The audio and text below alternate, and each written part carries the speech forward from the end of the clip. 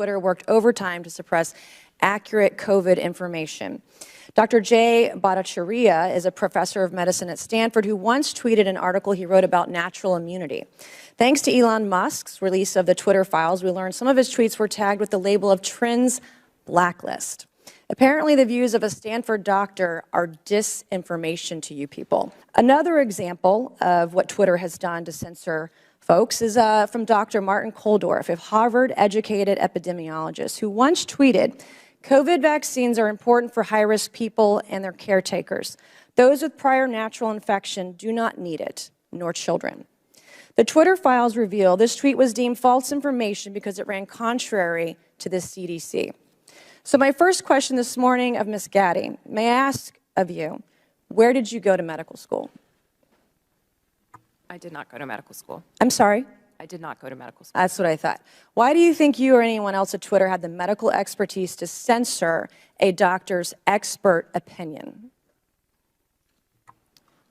Our policies regarding COVID were designed to protect individuals. We were seeing... You guys censored Harvard-educated doctors, Stanford-educated doctors, doctors that are educated in the best places in the world, and you silenced those voices.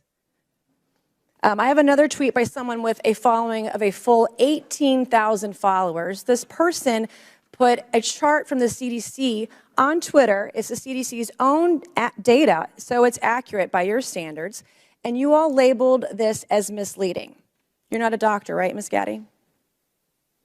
No, I'm not. Okay. What makes you think you or anyone else at Twitter have the medical expertise to censor actual, accurate CDC data? I'm not familiar with these particular situations. Yeah, I'm sure you're not. But this is what Twitter did. They labeled this as inaccurate. It is the government's own data. It's ridiculous that we're even having to have this conversation today. This is about medical advice that expert doctors were trying to give Americans because social media companies like Twitter were silencing their voices. Did the U.S. government ever contact you or anyone at Twitter to censor or moderate certain tweets? Yes or no? We receive legal demands to remove content from the platform from the U.S. government and governments all around the world. Those are published on a third-party website, and anyone can review them. Thank God for Elon Musk for allowing to show us in the world that Twitter was basically a subsidiary of the FBI, censoring real medical voices with real expertise that put real Americans' lives in danger because they didn't have that information. Mr. Chairman, I would like to enter a Wall Street Journal article from December 9th, 2022 by Justin Hart entitled "The Twitter Blacklisting of Jay Bhattacharya." And to the record, please. I, along with many Americans, have long-term effects from COVID. Not only was I a long hauler, but I have effects from the vaccine. It wasn't the first shot, but it was the second shot that I now developed asthma that has never gone away since I had the second shot. I have tremors in my left hand, and I have the occasional heart pain that no doctor can explain, and I've had a battery of tests.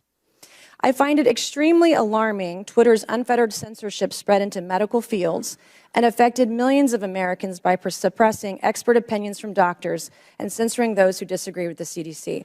I have great regrets about getting the shot because of the health issues that I now have that I don't think are ever going to go away. And I know that I'm not the only American who has those kinds of concerns.